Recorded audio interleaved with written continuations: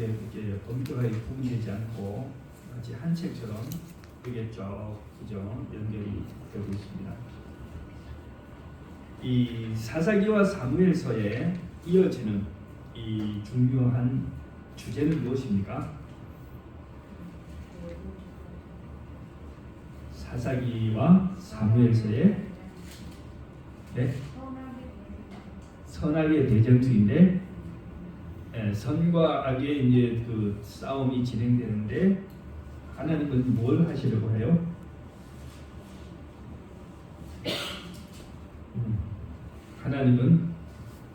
하나님께서 원하시는 나라를 세우려고 하시죠. 이스라엘 백성들이 애굽을 탈출해서 광야를 거쳐서 지금 이제 가나안에 정착했습니다. 가나안에 정착한 다음에 사사 시대부터 뭐 합니까? 나라를 세우는데 어떠한 나라를 세울 것인가?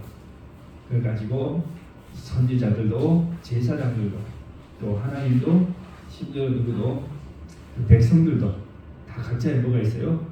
각자의 요구가 있어요. 그래서 정치는 항상 그렇게 복잡했던 것 같아요. 정치는 항상 복잡해요. 자, 지난번에 우리가 말씀을 좀 나누던데 하나님은 어떤 나라를 세우려고 하셨을까요?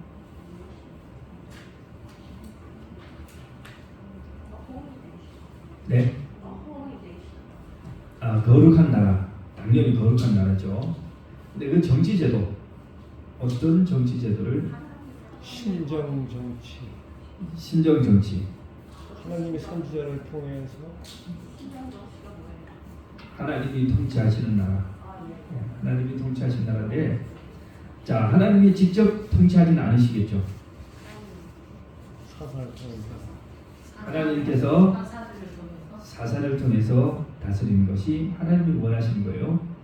자, 백성들은 뭘 원했어요? 왕정.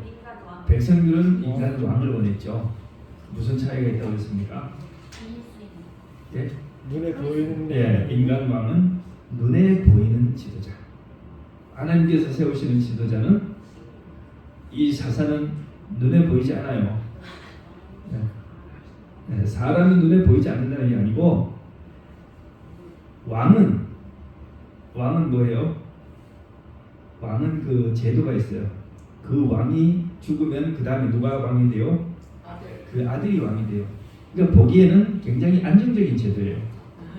사사는 어떤 사사가 죽으면 당연히 그 아들이 사사가 되는 게 아니에요. 누가 성령 받아서 언제 다시 어떤 지도자가 등장할지 아무도 몰라요. 사사는 주로 언제 보이냐 하면 나라가 외적인 침입을 받아가지고 그죠? 아주 힘들 때 외적인 침입을 받아가지고 죽을 지경이 되면 누가 등장해요? 그제서야 하나님이 뽑으신 리더가 탁 등장을 합니다. 그런데 초기의 사사 제도는 인간 사사 자신들의 불완전을 하기 때문에 뭐합니까? 특히 여러분 잘 아시는 것처럼 삼손 같은 그죠? 이런 지도자들이 뭐했습니까? 기드온도 전쟁을 하고 참 아말렉으로부터 이스라엘 구원하기는 잘했지만 뭐합니까? 뒤에 보면은 좀 좋지 못해요. 특히 그 아들들이 뭐합니까? 아들이 70명이나 되는데 한 아들이 그죠? 다른 아들 다 죽여버리고 막 이렇게 막 이스라엘 백성을 억압하고 아주 굉장히 나쁜. 그래서 이런 이스라엘 백성들이 인간 지도자의 연약함과 불안함 때문에 이렇게 고통을 겪습니다. 그러다가 사무엘 시대에 와서 뭐예요? 사무엘 시대에 와서 정말 하나님이 원하는 이상적인 지도자가 나옵니다. 그래서 나라가 안정되고 번영하고 외적을 그저 하나님이 지켜주시고 정치적, 종교적 안정되고 했는데 문제는 이 사사가 사무엘 사사가 나이가 듭니다. 누가 사사를 해요? 그 아들들이 사사를 하는데 이 아들들이 아주 웅탈리로 했어요. 그러니까 백성들이 필요 없고 누구를 달라? 왕을 달라. 자, 그래서 이제 왕을 하나님께서 허락을 하셨습니다. 물론 선지자 경고에서 이 인간 왕이 너희들 위에 서면 너희들을 압제하고 억압하고 너희들에게 세금을 걷어가고 그리고 너희 아들들 잡아가서 분사를 시키고 일꾼을 시키고 자기의 그 포도원을 갈고 뭐 이렇게 하고 너희 딸들을 다 잡아가서 자기의 그죠 무슨 궁전에 일을 시키고 시녀를 부려놓을 것이다. 너희들이 그래가지고 말할 너희들이 힘들고 괴로워 왕 때문에 힘들어서 나한테 부르짖어도 내가 뭐하지 않을 것이다. 내가 그 기도를 듣지 않을 것이다. 그래도 왕을 원하느냐? 그런데 백성이 뭐라고요? 네. 그래도 원합니다. 왕을 주십시오. 그래서 하나님께서 사무엘에게 이 백성이 너를 버린 것이 아니고 나를 그들의 왕이 되지 못하겠다. 자, 우리가 지난번에 여기까지 했는데, 자 이제 뭐가 생겨요? 처음으로 자 왕이 다스리는 나라가 시작되는데 여러분 잘 아시는 것처럼 첫 번째 왕이 누가 등장합니까? 사울이 등장합니다.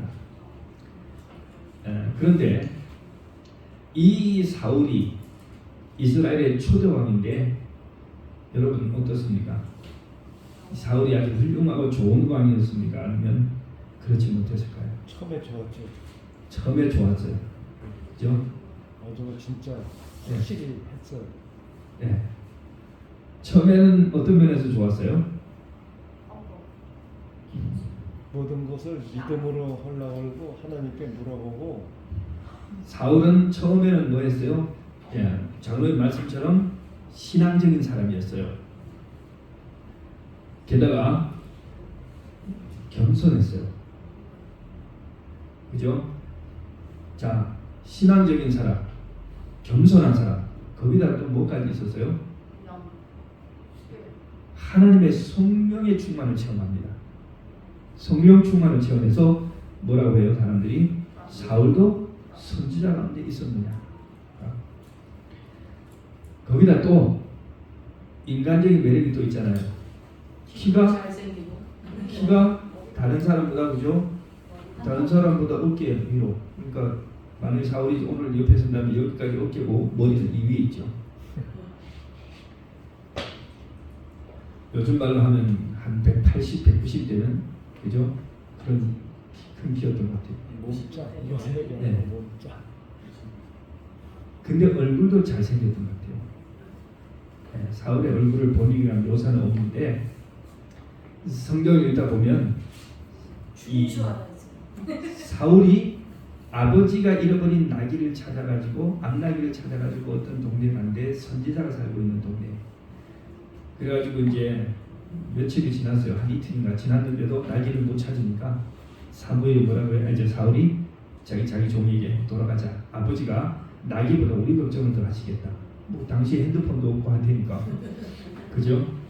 그래서 이제 돌아가려고 하니까 그 사환이 뭐라 그래요? 아이고 이 동네가 마침 하나님의 사람이 살고 있는 곳이니까 우리 가서 그분한테 한번 물어보자. 그래가지고 어이구 하나님의 그 선지자를 만나려면 뭐 예불이라도 드려야지 빈손으로 가면 되겠느냐. 그랬더니 종이 제가 마침 은을 얼마를 좀 갖고 있는데 현금을 좀 은을 지참을 했던 것 같아요. 이걸 갖다 드리고 한번 나귀가 어디 있는지 물어봅시다. 그래가지고 선지자를 찾아가는데 뭐예요? 동네 가다 보면 소녀들을 만나요. 한 무리의 젊은 여청녀들을 만나는데 이 소녀들이 사울에게 길을 가르쳐 주는데 진짜 미주알 고주알 다 얘기해요. 맞아요. 오늘이 뭐 선지자가 와서 제사를 지내는 날인데 뭐 백성들이 선지자가 오기 전에 밥을 안 먹고 기다리기 때문에 지금 가면 제가 곧 만날 거라고 아무 쓸데없는 말을 막 미주알 고주알 다 하는 거 보니까 여자들이 뭐 있어요? 이 사울을 보고 그냥 뿅 가버린 거예요. 너무나 달라붙어가지고 막 설명을 해요. 자, 잘생기기죠. 큰 키에 준수한 외모에. 여러분 일반적인 우리의 편견은 어떻습니까? 사람이 잘생기면 믿음이 좀 없어 보이죠. 좀 고만해지고. 좀 잘난 사람은 좀 뭐예요? 믿음이 좀 약해 보여요. 이 편견인데 워낙 우리가 그런 사람을 많이 봤기 때문에 뭐예요? 잘생기고 믿음이 좋은 사람은 힘들어요. 특히 우리가 교회 안에 뭐 할 때 남청년 여청년을 교제를 그저 소개를 해서 결혼시키려고 하면 왜 그렇게 하나가 좋으면 하나가 나쁜지 다들 완벽한 조건을 갖춘 사람은 없어요. 세상이 관두질 않죠. 자, 그런데 사울은 그것을 다 갖추었습니다. 게다가 뭐였어요? 겸손했어요. 제비뽑기를 했는데 왕이 이제 제비뽑기를, 물론 그 전에 뭐였어요? 그날 사무엘을 만나가지고 사무엘이 뭐였어요? 기름을 부었어요. 그런데 사울은 자기만 알고 아버지한테 가서 얘기를 안 합니다. 그 다음에 나중에 이제 왕을 뽑자고 백성이 모여가지고 이제 왕을 정말 뭐해요? 투표를 해요. 이미 누가 정했지만 하나님이 이미 기름을 부었지만 또 절차를 거쳐요. 투표를 해요. 제비뽑기를 하는데 마침내 베냐민 지파, 그 다음에 기스 집안 아버지, 그리고 거기 사울이 뽑히는데 사울이 어디 있냐 그랬더니 찾을 수가 없어요. 거기가 어디 저 어디 그죠? 안 보이는 데 가서 숨어가지고. 그래서 자, 이런 사울의 모습을 보면서 사람들은 뭐라고 생각해요? 야, 사울 참 겸손하다. 자, 믿음 좋지요, 용고가 준수하지요, 능력 있지요, 거기다 겸손까지 갖췄으니 참, 이 사람은 정말 완벽하게 하나님 뽑은 왕이다. 그런데 여러분, 사울의 행동을 처음부터 끝까지 살펴보면 사울은 특별한 하나의 일종의 그 뭐가 있냐면은 심리적인 그 특성이 있는 사람입니다. 사울의 심리적인 특성은 뭐냐? 이중성이에요. 이중성. 예. 사울은 아주 좋은 사람으로 다른 사람들에게 인정받기를 원하는 성격이 있어요. 그러나 그게 사울의 진정한 본성은 아니에요. 사울의 참된 본성은 항상 사람들에게 보여주는 모습과 달라요. 이게 사울의 인격의 특성인데, 근데 이것은 사울만이 가진 것이 아니고 우리 모두가 똑같습니다. 사울이 가지고 있는 이런 이중적인 인격은 사실 우리 모두가 동일하게 가지고 있습니다. 자, 사울이 초기에 나타내는 그 신앙적인 모습과 그 겸손한 모습, 이것은 왜 그러냐? 사울이 사실상 지지 기반이 약해서 그런 거예요. 사울이 무슨 지파 출신이에요? 예? 사울이 베냐민 지파예요. 베냐민 지파는 이스라엘 가운데서 가장 작은 지파입니다. 가장 막내이고 가장 작은 지파였고, 요즘 말로 하면 가장 나쁜 지파였어요. 가장 나쁜 지파. 여러분, 사사기가 끝날 때 어떻게 끝나는지 아시죠?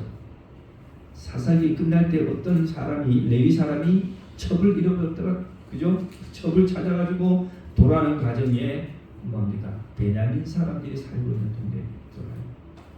거기에서 그만 뭐 했어요? 그 첩이 토막살인을 당하죠. 저거 강간을 당해서 죽잖아요. 이 레위인이 돌아와가지고 이 첩을 이제 토막을 내가지고 이스라엘 전역을 보내면서, 우리가 애굽에서 올라온 이후에 이스라엘 가운데 이러한 참혹한 죄악이 있었느냐, 모여서 베냐민을 치자 그랬어요. 그래서 다 모여가지고 이스라엘 11지파가 모여가지고 베냐민을 치는데, 처음에 당했죠. 베냐민 이길 수 있어요? 못 이겨요? 못 이겨요. 베냐민은 그렇게 전쟁을 잘하는. 그래가지고 2번이나 졌어요. 수만 명이 죽어요. 수만 명이 죽어요. 그래가지고 이스라엘이 하나님 앞에 금식하고 울고 이제 회개를 하고 나서 다시 하나님한테 물어요. 우리가 올라가서 베냐민을 칠까요? 하니까 하나님이 가라고 해요. 가가지고 베냐민을 찾는데 이겼는데 얼마나 화가 났든지 수만 명이, 3만 명이 얼마나 죽었어요. 그 전투에서. 그러니까 그 보복을 하려고 너무 잔인하게 죽으면 다 죽여버린 거예요. 다 죽여버리고 막 남아서 도망가는 남자들이 한 600명이 산속으로, 그냥 그죠? 산속으로 동굴로 도망, 나머지 다 죽었어요. 그 600명마저 이제 죽이려고 동굴에 들어가 있는 놈을 이제 잡아 죽이려고 하는데 갑자기 이제 이스라엘 백성들이 후회가 시작했어요. 야, 우리가 형제를 이렇게 죽이다니. 이스라엘 12지파에서 지금 한 지파가 뭐 했어요? 완전히 사라지게 됐으니 안 되겠다. 이제는 좀 이제 이 600명 남은 사람들을 뭐 해서 살려서 지파의 대를 이어야 되겠다 하고는 뭐 합니까? 여자들도 구해서 뭐예요?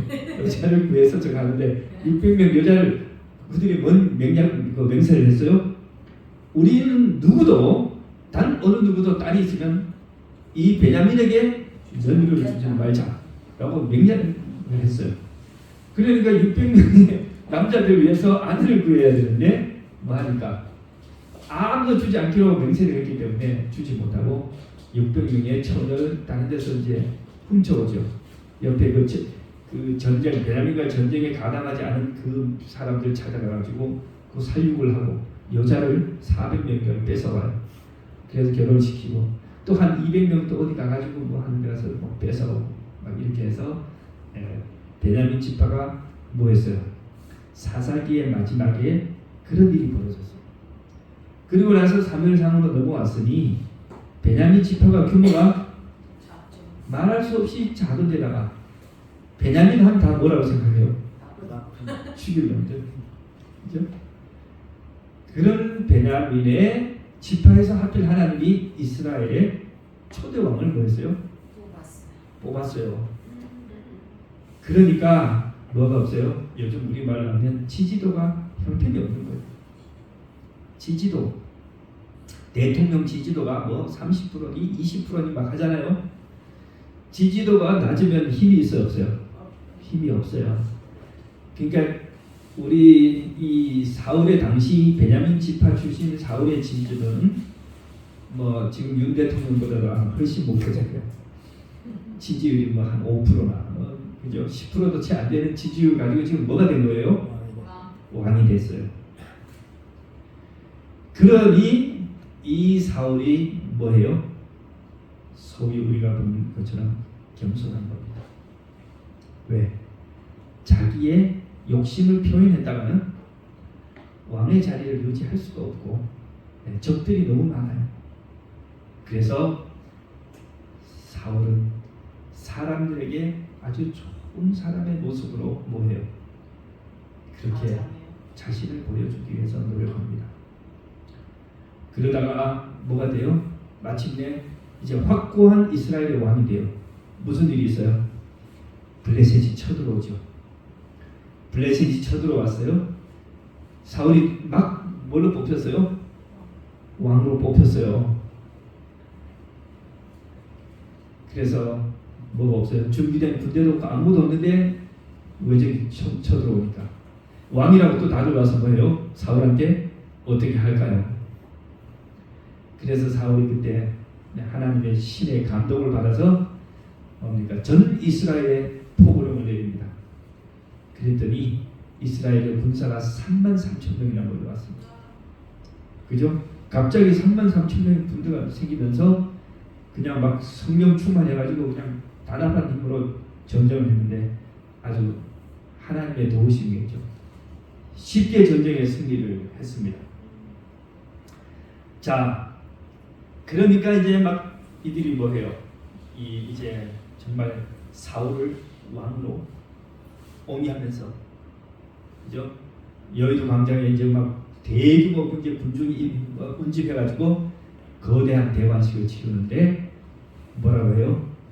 지난번에 이 사울이 왕이 될 때 반대했던 사람들 가만둬서는 안 되겠다. 여론이 또 막 이러니까 사울이 뭐라고 그래요?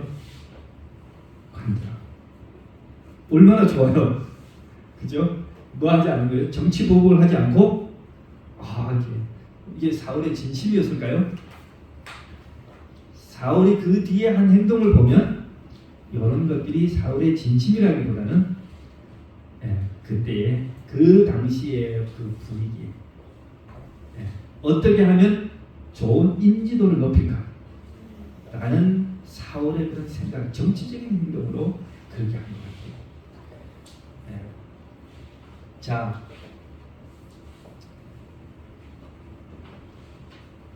자, 그렇게 한 다음에 이제 사울의 지지 기반이 공고히 되자마자 뭐 합니까? 사울이 왕이 된 지 2년째 진짜 전투가 시작됩니다. 그죠? 네. 사울이 3,000명의 아직도 강력한 왕권은 아니죠. 3,000명의 군사를 모아다가 2,000명은 자기가 데리고 있고 1,000명은 왕자 요나단에게 줘서 뭐예요? 다른 곳에서 이스라엘 수비하도록 그렇게 했는데 이 요나단이 또 젊은 혈기에 뭐합니까? 그냥 블레셋을 공격을 해요. 그래가지고 뭐 하게 되냐면 블레셋 사이에 전쟁이 시작됩니다. 자, 이스라엘 백성들 이제 모아놓고 전쟁을 하자고 이제 모아놓고 그 다음에 이제 해야 되는데 한 일주일 동안 지금 뭐 하고 있어요? 전쟁을 해야 되는데 뭘 지내야 돼요? 하나님께 제사를 지내고 전쟁을 나가야 되는데 오겠다고 하는 선지자 사무엘이 나타나질 않는 겁니다. 사무엘이 빨리 와야 뭐 하는데 제사를 드리고 지금 전쟁을 시작하는데 선지자 사무엘이 뭐 이메일을 하는 것도 받는 것도 아니고 전화를 받는 것도 아니고 그냥 차일 피일 늦으면서 일주일이나 끌고 그 사이에 하루하루 이스라엘 백성들은 전쟁에 훈련된 사람들이 아니에요. 그러니까 막 모여라 하니까 막 모여왔는데 준비된 블레셋 군대를 다 보더니 뭐합니까? 아유 걸어만 나살려고 하루가 지날수록 그냥 군대가 쫙쫙 줄어드는 거예요. 탈영병이 그냥 너무 생겨가지고 이제 뭐 초라해요. 남은 게 얼마 안 돼요. 사울이 기다리지 못해서 뭐합니까? 자기가 제대한 싸움. 네, 자기가 제사를 지냅니다. 자, 그렇게 해가지고 전쟁이 시작되는, 저기 하는데 전사를 딱 마치고 나니까 누가 왔어요? 사람을 선지자 사무엘이 딱 나타나서 마치 기다렸다는 듯이 나타났어요. 사울이 자기가 잘못한 걸 알고 선지자 사무엘에게 핑계를 댑니다. 변명을 합니다. 아유, 선지자 당신은 오지 않고 백성은 점점 더 사라지고 하니까 내가 너무 기다릴 수 없어서 급해서 내가 죄를 범했습니다. 선지자가 책망을 하죠. 자, 그 일이 있고 물론 그 전쟁에서는 뭐합니까?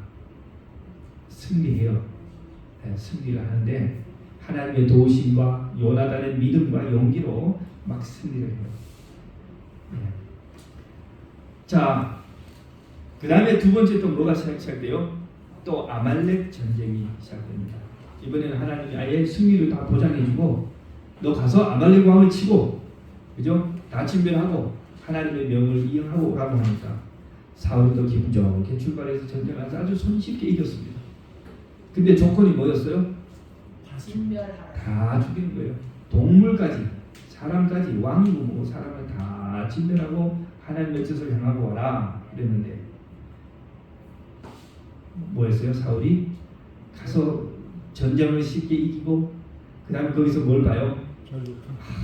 진짜 그 아가고 왕도 보고 살찐 동물들도 보고 하니까 뭐가 생겨요?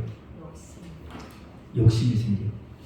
이게 사울의 본심입니다. 이게 사울의 본심이에요. 네.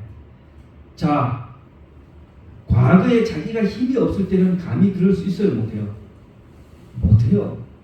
과거에 층층시하고 자기를 그죠? 사무엘이 막 있고 또 백성들이 할 때는 그런 일을 못하지만 이제 자기가 가장 높은 위치에 올라가니까 자기가 하고 싶은 대로 하는 것입니다. 그래서 왕도 산채로 잡아오고 동물들도 살찐 동물들을 산채로 잡아왔어요. 선지자가 나와서 뭐합니까? 아이고 수고하셨습니다. 승리를 축하합니다. 그랬는데 동물의 소리가 매 하고 막 들리는 거예요. 그래서 물론 선지자는 다 알고 왔겠죠. 이게 무슨 소리입니까? 또 사울이 또 변명을 합니다. 이래 가지고 살려오고 이래 가지고 데려오고 여호와께 제사를 지내려고 그렇게 했다. 그러니까 선지자가 책망을 하죠. 순종이 제사거든. 하나님의 말씀을 듣는 것이 저 가져온 수양의 기름보다 낫습니다. 그죠? 시키는 대로 왜 하지 않느냐?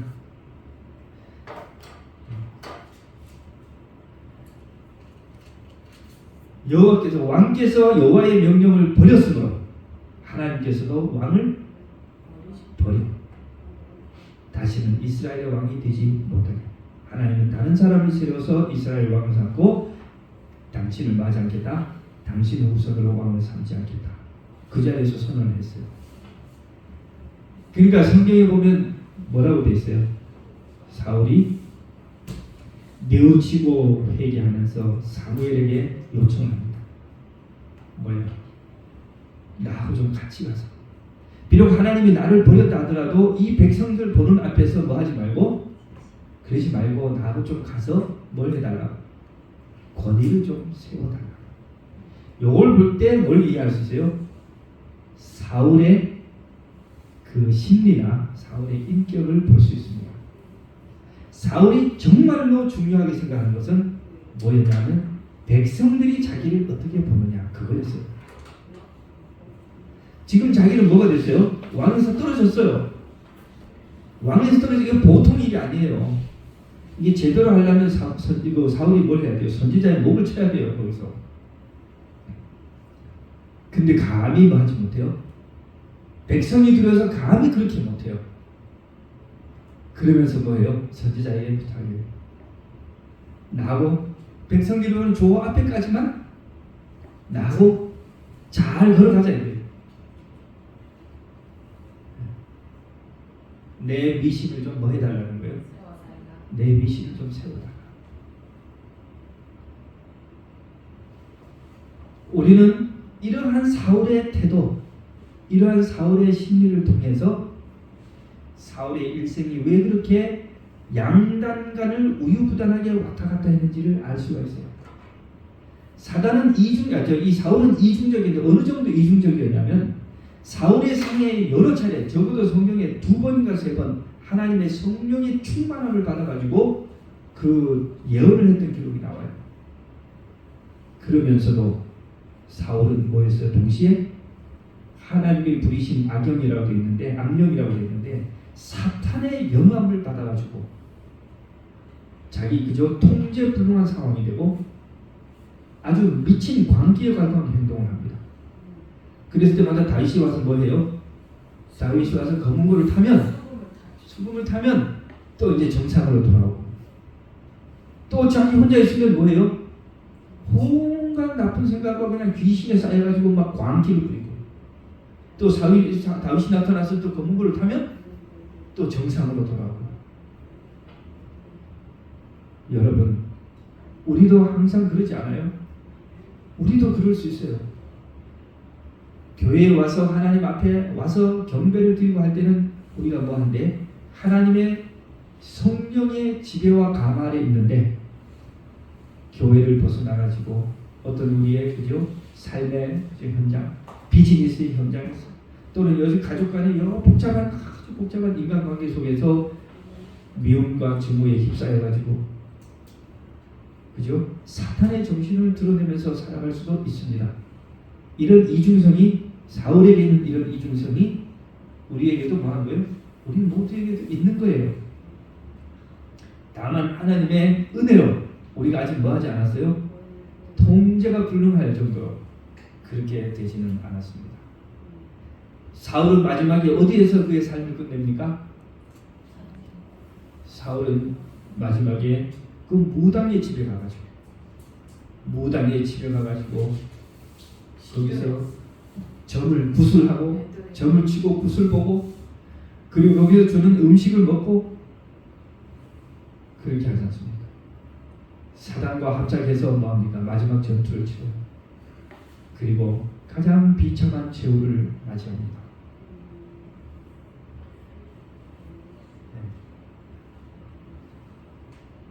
자, 그 다음에 이제 사울의 그 사이에 있었던 여러 가지 다윗과의 그 다윗을 잡고자 했던 여러 가지 행동과 있었던 일들은 이제 다윗의 이야기를 우리가 공부할 때 또 다시 이제 공부를 하게 되겠으므로 제가 여기서 다루지 않고 이제 결론을 좀 내겠습니다.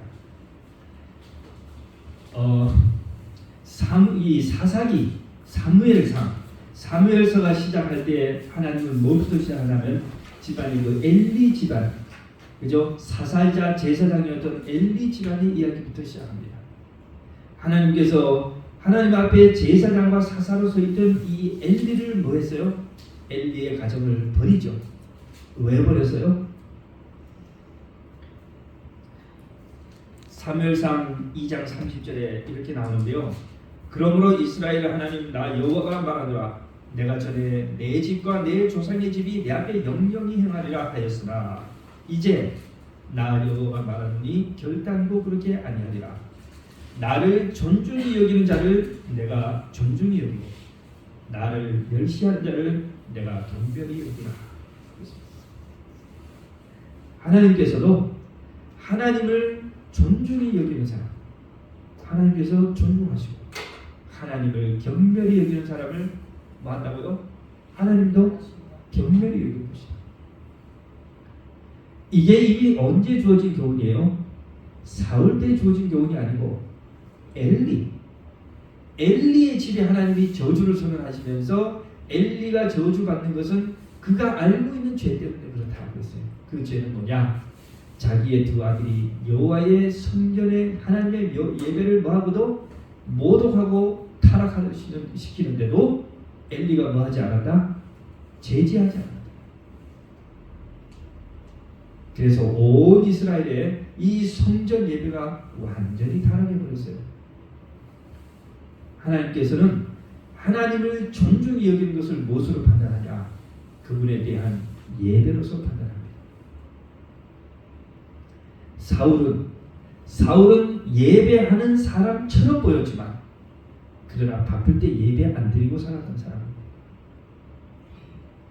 위기의 순간에 그죠? 아주 힘들고 어렵고 이럴 때는 무릎 꿇고 누구를 찾아요? 하나님을 찾았어요. 주로 보면 사울은 뭐예요? 거대한 그죠? 적군을 만나가지고 그죠? 풍전등화의 위기에서는 사울도 뭐였냐면 제사를 지냈어요. 그런데 살아가기가 편하고 살만할 때는 그렇게 하나님을 찾지 않았어요. 백성들이 보는 앞에서는 예배를 잘 드렸는데 개인적으로는 제단을 성실히 쌓지 않았습니다. 그러니까 오늘 우리가 조심해야 될 것은 주님의 사업을 하느라고 바빠가지고 예배를 못 드리는 것. 그죠?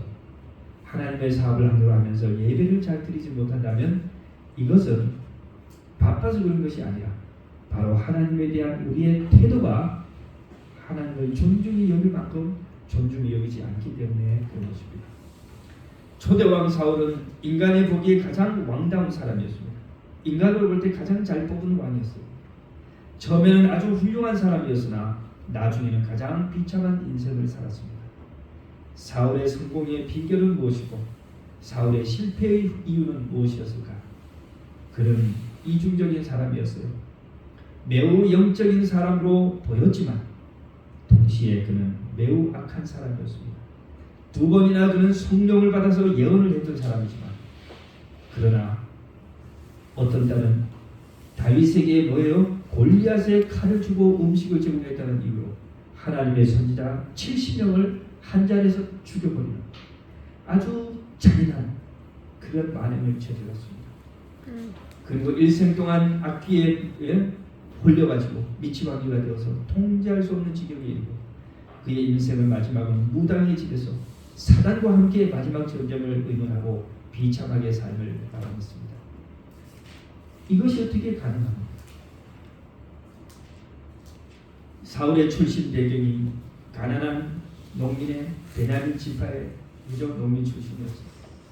그는 가장 작은 지파의 출신으로 뭐였어요? 이 낮은 지지도 때문에 내세울 것도 없고 그래서 그는 겸손하게 보였습니다. 하나님을 두려워하는 지도자로 시작을 했습니다. 그러나 그의 본성은 하나님을 두려워하기보다는 사람을 두려워하는 것이었습니다. 그의 생애 여러 곳에서 그는 다른 사람에게 보이기 위해서 하는 일들이 너무 많았습니다. 진정한 신앙인의 모습이 아닙니다. 그에게 있어 신앙은 형식적인 부분이 많았고 그가 한 대부분의 일을 잘 살펴보면 자기의 탐심을 따르고 사람들에게 잘 보이기 위한 그런 노력을 했습니다. 이러한 것은 하나님의 뜻과 함께 완전히 병립할 수 없기 때문에 마침내 하나님과 결별하게 되는 것입니다. 여러분, 우리도 가난하고 연약할 때 하나님의 사업에 부름을 받는 것이 좋습니다. 그것이 우리가 더욱 겸손하고 더욱 하나님의 능력을 의지하게 만들기 때문입니다. 그러나 우리도 조심해야 할 것은 우리가 하나님의 은혜로 우리의 약점을 극복하고 안정적인 삶을 살게 될 때 그때 뭐 할 수 있어요? 자신을 의지하고 자기의 본성을 따라서 하나님의 뜻을 벌일 수가 있습니다. 우리가 부유할 때도 우리가 건강할 때도 우리는 끊임없이 자기의 약점을 하나님의 능력으로 채움을 입고 자신을 붙드시는 그 하나님의 은혜를 망각하지 말아야 되겠습니다. 그리하여 우리의 타고난 약점을 극복하면서 영원히 하나님께 영광을 돌리는 그러한 성도님들 되기를 바라면서 말씀을 마치겠습니다. 아멘.